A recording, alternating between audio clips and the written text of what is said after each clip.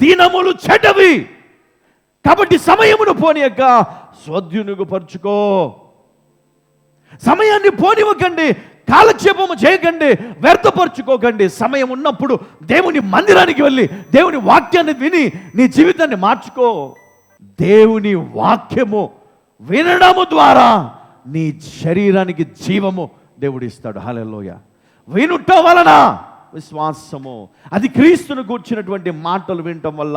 అందుకనే మనుషును రొట్టె వలన మాత్రము కాదు కానీ దేవుని నోట ఉండొచ్చు ప్రతి మాట వలన జీవించును. Today we are wasting our lives. ఈరోజు మన జీవితాన్ని మనం వ్యర్థపరచుకోవడం. దేవుని నోట ఉండొచ్చు ప్రతి మాట వలన మనం ఎలా జీవిస్తాము అంటే, ఈరోజు నీ దగ్గర డబ్బు లేదు, ఈరోజు నీ దగ్గర ఆరోగ్యం లేదు, ఈరోజు నీ దగ్గర సంతోషము లేదు, ఈరోజు నీ దగ్గర సమాధానం లేదు, ఈరోజు నీ పరిస్థితి చాలా దయనీయంగా ఉంది. అయితే దేవుని మాటను వినగలిగితే, దేవుని వాక్యము కనుక నువ్వు వినగలిగితే, వాక్యానుసారమైనటువంటి జీవితాన్ని జీవించే జ్ఞానము దేవుడు నీకు ఇస్తాడు. హల్లెలూయా.